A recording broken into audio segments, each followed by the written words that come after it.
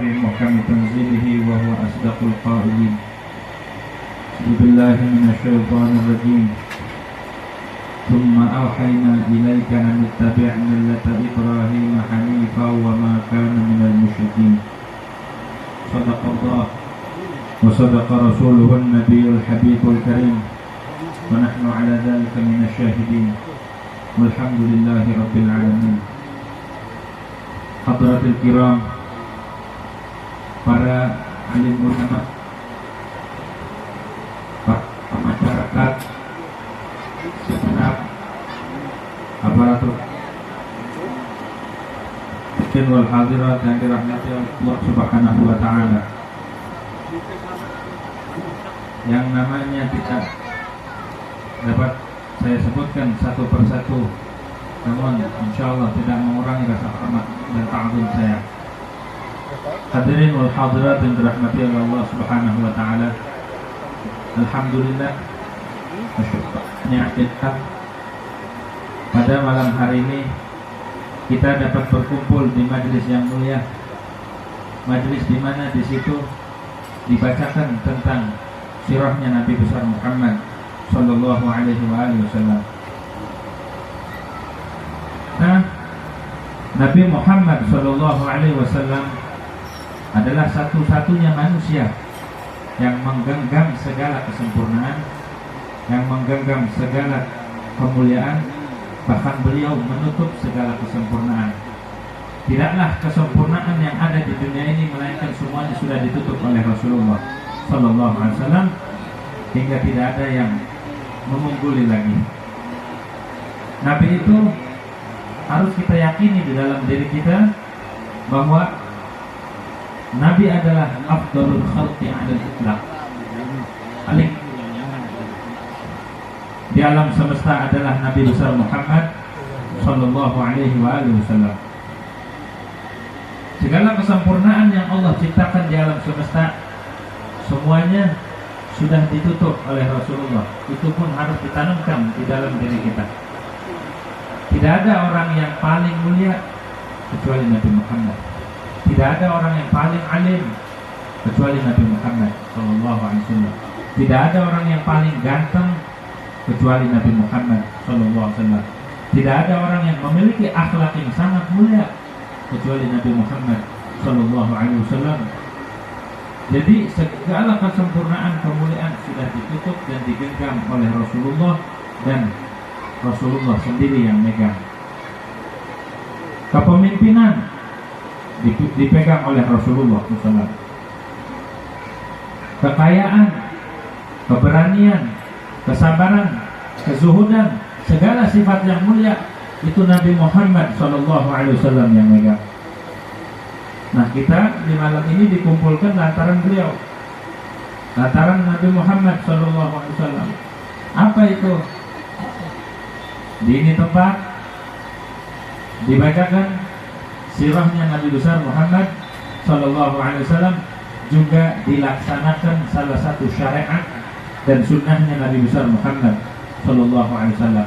Apa itu syariatnya? Salah satunya adalah al-khitan, ya, nyunat atau memotong kulit yang menutupi kemaluan.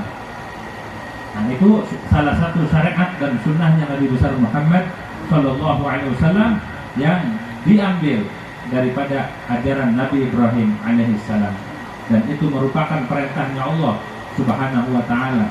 Bila mana di satu tempat dilaksanakan satu perintah Allah, maka di situ turun keridhaan. Dimanapun tempat, mau di mushola, di majelis, di jalan, bila mana di situ ada perintah Allah Subhanahu wa taala, ada syariatnya Rasulullah, ada sunnahnya Rasulullah, maka di situ turun keridhaan. Itulah hebatnya Nabi besar Muhammad sallallahu alaihi wasallam. Perlu diketahui apa itu khitan. Khitan itu kata para ulama adalah qat'u jildah, memotong kulit allati tughashshi hasyafat dzakar.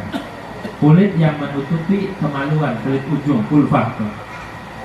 Yang dinamakan kulfah, kuluk dipotong. Itu namanya khitan. Bagaimana hukum khitan? Ulama sepakat, baik dari kalangan mazhab Syafi'i dan mazhab-mazhab yang lain, mengkhitan anak laki-laki itu hukumnya wajib adanya, wajib hukumnya. Kalau perempuan, kalau mengkhitan anak perempuan di dalam mazhab Syafi'i, sebagian mazhab Syafi'i wa alaihi salaf, hukumnya wajib. Menurut mazhab Hanafi, menurut mazhab Maliki, menurut mazhab Hambali, menyunat anak perempuan itu hukumnya sunnah, tidak wajib. Tapi dalam mazhab Syafi'i tetap wajib hukumnya, sunat ya. Cuma di dalam sunat ini ada hal-hal yang harus di antaranya syarat wajibnya khitan ada 3 kata ulama. Apa itu? Pertama al-bulugh, balik. Yang kedua al-aqlu, berakal. Yang ketiga ihtimalul khitan, sanggup dikhitan. Begitu. Jadi khitan ini wajib kalau sudah balik. Kalau balagha syakhsun wa aqala, kalau seseorang itu udah balik dan berakal, wahtamalal khitan, wajib alaihi khitan. Kalau sudah balik kudu disunat. Kenapa? Karena terkait perintah Allah Subhanahu wa taala, yaitu sholat. Salah satu syaratnya sholat harus suci badannya, tepatnya pakaiannya. Kalau orang kagak sunat, maka bekas najis, bekas air kencingnya itu masih nempel dan sholatnya tidak sah. Maka oleh karenanya wajib disunat. Begitu. Wajib disunat hukumnya. Jadi wajib itu ketika balik dan berakal, juga dia mampu atau kuat dia dikhitannya. Adapun anak kecil, amma sabiyu wal majnunu fala yajibu alaihi khitan bal yustahab alaihi. Adapun orang gila atau anak kecil dan orang gila tidak wajib khitan. Anak kecil belum wajib sholat, orang gila nggak wajib sholat. Jadi kalau kita pengen tidak kewajiban sholat dan tidak dosa, maka syaratnya kita gila. Mau nggak? Nggak mau kan? Kita dikasih akal oleh Allah Subhanahu wa taala, berarti tandanya kita siap menerima perintah Allah Subhanahu wa taala. Maka dari itu anak kecil sunnah. Anak kecil. Sejak kapan sunnahnya? Sunnahnya hari ke-8 dari kelahiran. Misal lahir, ya, udah dapat 7 hari itu udah disunahkan buat sunat. Dengan catatan nih bocah kuat. Kalau disunat akhirnya kejang-kejang mati, ya jangan. Ntar nungguin kuat. Begitu itu sunnahnya di hari ke-8. Dan kalau tidak kuat, ditunda sampai dia kuat. Begitu tuh. Ada ajaran Nabi besar Muhammad Sallallahu Alaihi Wasallam. Kalau orang gila, anak kecil sebenarnya nggak wajib, tapi sunnah. Begitu. Jadi kalau ada orang gila belum sunat, jangan disunat. Nanti kita di udah ya, dikejar-kejar sama orang gila. Begitu tuh. Orang gila biarin, dia nggak sholat, mau nggak ngapain juga, dia mah lepas daripada hukum, lepas daripada taklif. Nah kita yang berakal, yang balik, wajib melaksanakan sunat. Kalau udah SMP, udah SMA, apalagi udah kuliah, apalagi udah kumisan belum sunat, wajib sunat. Nabi Ibrahim alaihissalam seperti diriwayatkan dalam kitab Bukhari Muslim, Nabi Ibrahim itu sunatnya umur 80. Kalau di dalam kitab Bukhari Muslim, Nabi Ibrahim sunatnya umur 80, dapat perintah sunat. Sunatnya pakai kampak. Coba itu. Disunat pakai kampak. Tapi karena perintah Allah Subhanahu wa taala, walaupun pakai kampak tetap dilaksanakan. Begitu tuh. Orang kalau udah mendapatkan kenyamanan, ketenangan dengan Allah Subhanahu wa taala, apapun halangannya tidak akan menjadi rintangan ya. Orang soleh itu orang yang selalu dihubungkan dengan Allah Subhanahu wa taala dalam keadaan apapun. Ciri orang soleh adalah diistiqomahkan, dihubungkan selalu dengan Allah Subhanahu wa taala. Seperti Rasulullah dan para nabi-nabi yang lain. Ketika ada perintah perang, walaupun nyawa sekalipun, karena ada Allah Subhanahu wa taala, karena berhubungan dengan Allah, maka terus. Walaupun perang, terus jalankan. Walaupun harus bersimbah darah, Nabi terus berjuang. Nah, kita umatnya, timbang hujan aja nggak ngaji, basah. Timbang hujan doang nggak ngaji, Nabi darah yang dikorbankan. Tapi Nabi tetap berjuang. Maka ciri orang soleh, ciri orang yang ditarik hatinya biar terhubung dengan Allah, walaupun dalam keadaan apapun dia ngaji, mati lampu, ngaji terus. Hujan, petir, ngaji terus. Yang ngaji 1-2 terus ngaji. Kenapa? Karena Allah sayang dan biar terhubung dengan Allah Subhanahu wa taala. Seperti yang terjadi pada Imam Rafi'i. Waktu beliau ngarang kitab, lagi mutolak kitab, mati lampu. Ketika mati lampu, tidak ada yang dinyalakan. Akhirnya manggar korma, daun korma itu nyala jadi lampu. Kenapa begitu? Itu keramat. Kenapa demikian? Biar tidak terputus hubungan dia dengan Allah Subhanahu wa taala. Al-Imam Nawawi, beliau ketika mati lampu, lagi nulis kitab, lagi mutolak kitab, tidak ada yang dinyalakan, jari beliau nyala. Kenapa demikian? Biar tidak terhubung, biar tidak terputus hubungan dia dengan Allah Subhanahu wa ta'ala. Begitu ciri-ciri orang yang mendapatkan taufik dan hidayah daripada Allah Subhanahu wa ta'ala. Dalam keadaan apapun dia ingin berhubung. Dia sakit tapi pikirannya pengen sholat. Dia tidak mampu jalan tapi pikirannya pengen sholat berjamaah. Itulah ciri orang yang hatinya selalu terhubung dengan Allah Subhanahu wa ta'ala. Nah, kita pada malam hari ini ada sunnah Nabi, ada perintah Allah Subhanahu wa ta'ala yang diperintahkan di dalam Al-Quran. Tsumma auhayna ilaika an tattabi' millata Ibrahim hanifan wa ma kana minal musyrikin.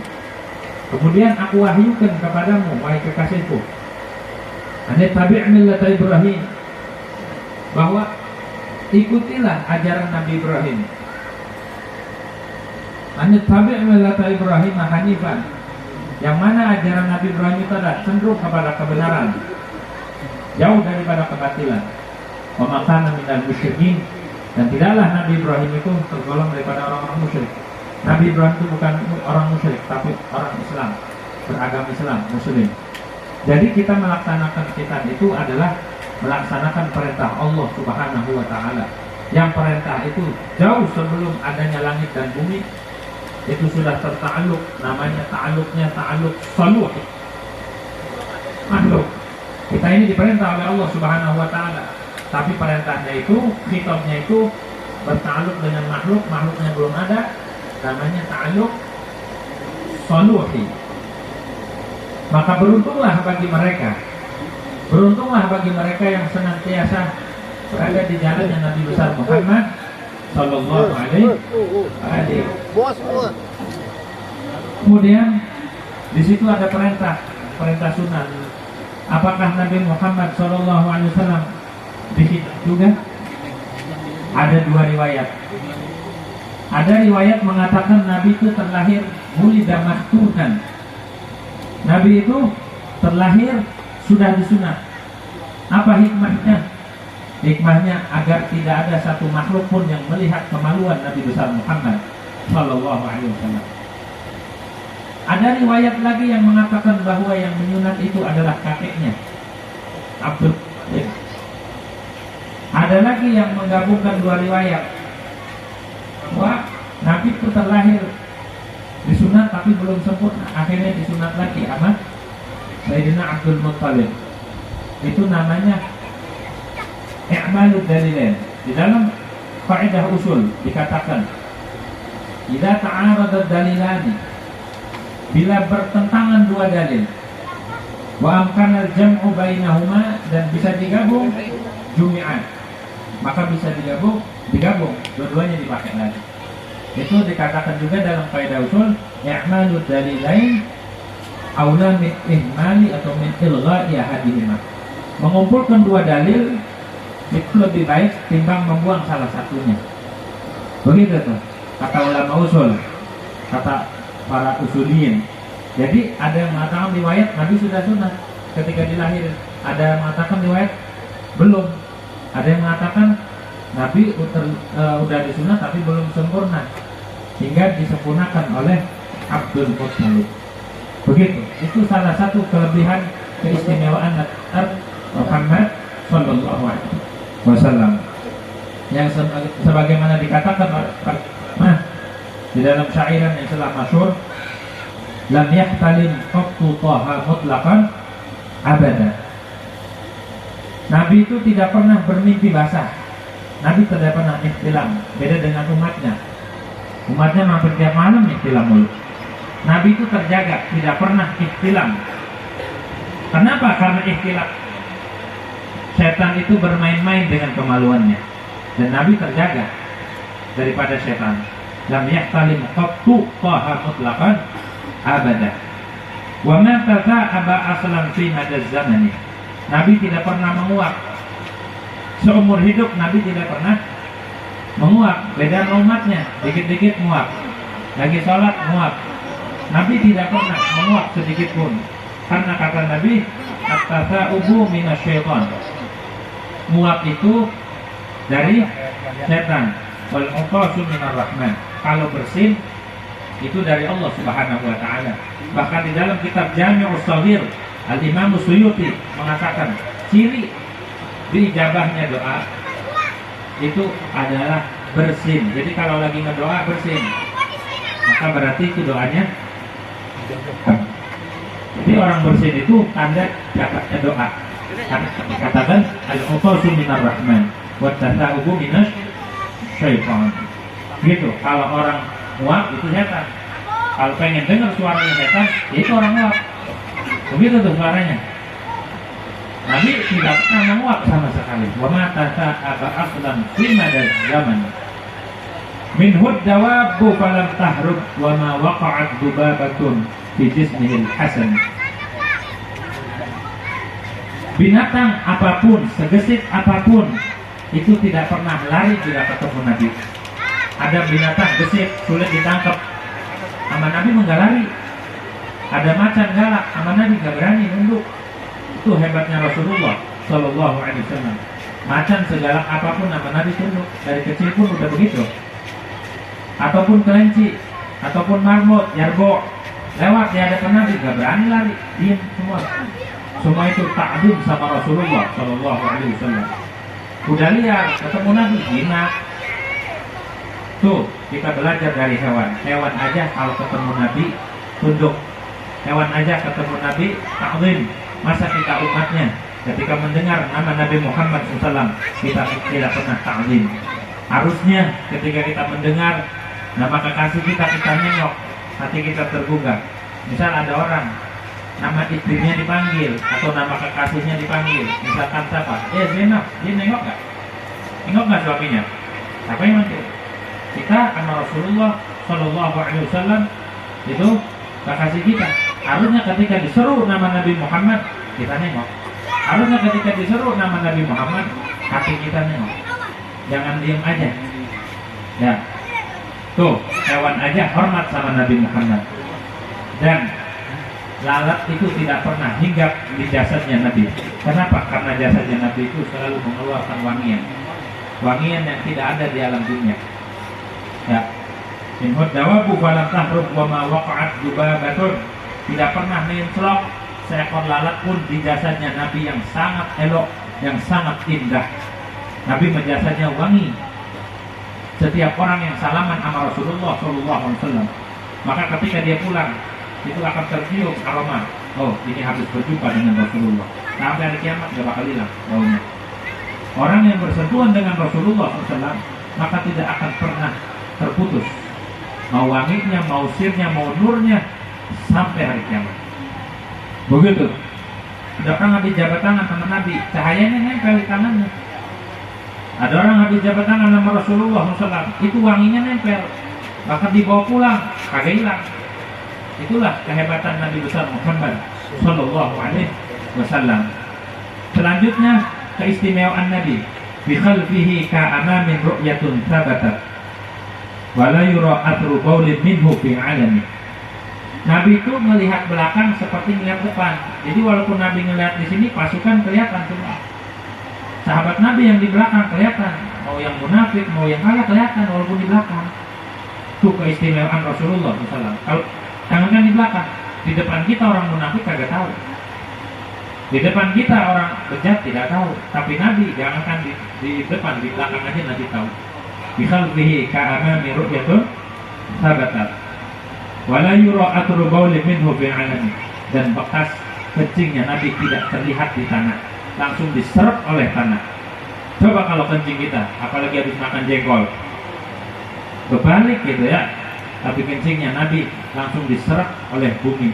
Karena kencingnya Nabi tidak bau. Bahkan kata ulama, fadalatun Nabi lam yatanajjas, lam yanjus, lam tanjus. Kencingnya Nabi itu tidak najis, kotoran Nabi itu tidak najis, kata para ulama begitu. Jadi Nabi mah semuanya wangi. Mana ada manusia yang kayak gini? Satu-satunya manusia yang memiliki keistimewaan yang demikian adalah Rasulullah Sallallahu Alaihi Wasallam. Terus keistimewaan Nabi, wa qalbuhu lam yanam wal ainu qad na'asat wa la yura dhillahu fi syamsi dhu fatani. Hati Nabi tidak pernah tertidur, tidak pernah luput daripada mengingat Allah Subhanahu wa taala walaupun tidur. Apalagi meleknya, tidurnya aja Nabi mah wa qalbuhu lam yanam. Hati Nabi tidak pernah tertidur.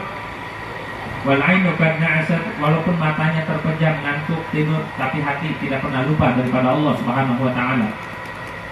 Wala yura dhilluhu bi syamsi dhufatan. Dan Nabi itu tidak ada bayangannya. Nabi itu keistimewaannya dah tidak ada bayangan. Kenapa demikian? Karena takut terinjak-injak oleh manusia. Nabi itu dijaga, jangankan orangnya, bayangannya aja dijaga oleh Allah Subhanahu wa ta'ala. Bahkan di dalam kitab Ma'alim Irsyadiyah karangan Syekh Awamah, ada di Syria itu seorang murid, dia nggak mau nginjak bayangan gurunya. Ada bayangan gurunya dia nyingkir, nggak mau, saking adabnya sama gurunya, bayangan nggak. Coba orang sekarang, jangankan bayangan guru gitu, orang sekarang mah. Orang dulu nggak berani nginjak bayangan. Ada gurunya lewat. Bahkan kalau di Madura itu jangankan takut sama ayam, sama kambing gurunya, itu takdimnya luar biasa. Nah, coba kalau di sini ada kambing ada ayam, kita ambil aja ayamnya, kita potong. Kalau di sana di Jawa Timur itu adabnya luar biasa. Sama kambing takdimnya luar biasa. Tuh, begitu tuh. Jadi Nabi nggak ada bayangan. Yang kedua, karena Nabi itu cahaya, dan cahaya Nabi itu lebih terang daripada cahaya matahari, hingga intensitasnya kalah cahaya matahari. Bahkan Nabi selalu dinaungi awan untuk apa? Untuk menghalangi biar matahari tidak redup, biar sinar matahari tidak redup dengan cahayanya Nabi besar Muhammad Sallallahu Alaihi Wasallam. Itu kehebatan Nabi kita. Terus selanjutnya adalah kitfahu qad alata qauman idza jalasu indal wiladati sifyada bi muhtatani. Dua pundak Nabi ketika duduk di jamaah, Nabi itu tinggi. Paling tinggi itu Nabi. Ketika duduk di antara jamaah, Nabi tinggi. Itu keistimewaan Rasulullah. Ya.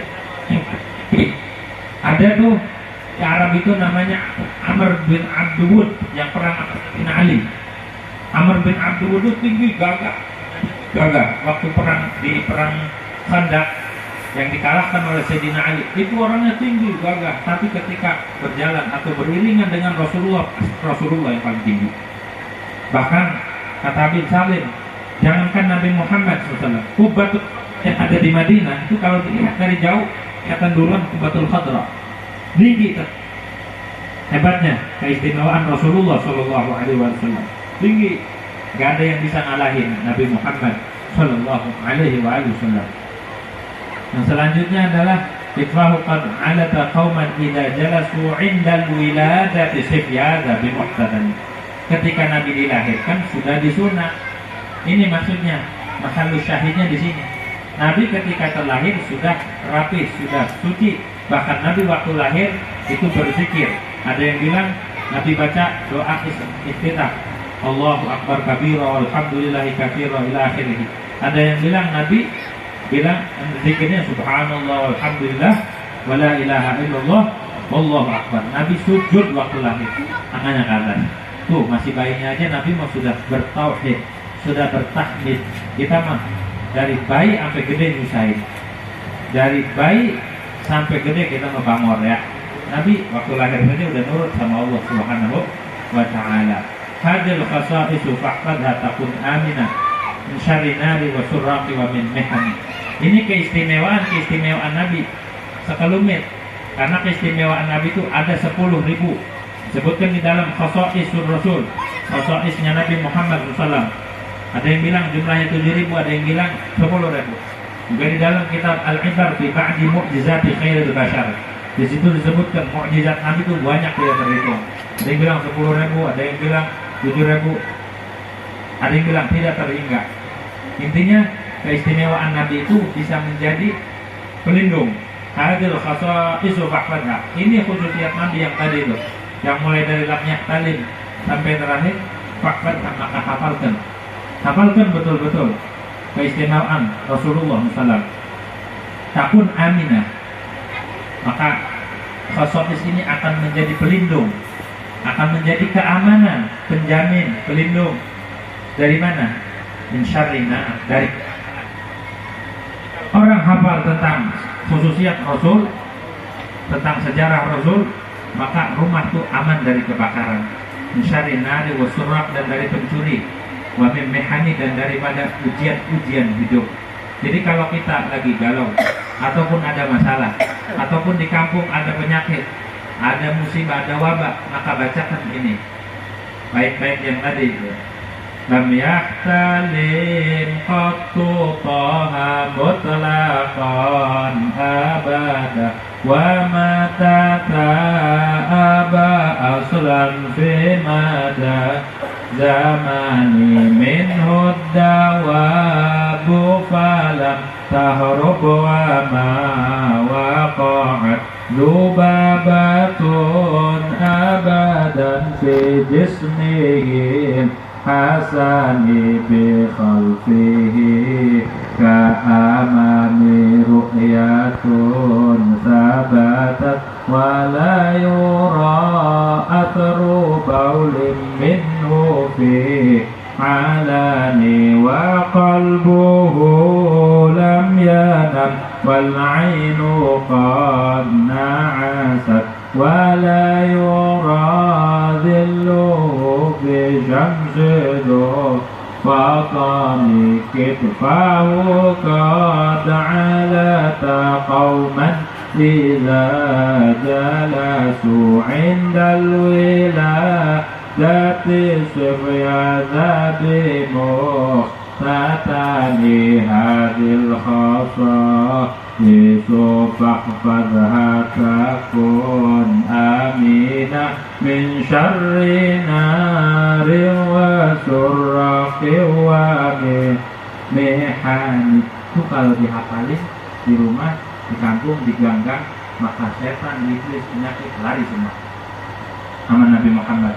Alhamdulillah, ini di jalanan, di kampung dibacakan maulidnya Nabi besar Muhammad Sallallahu Alaihi Wasallam, yang insya Allah ini menjadi keberkahan, ini menjadi penyelamat di kampung dan keluarga besar. Akan melaksanakan khitan atau sudah belum ya, sudah.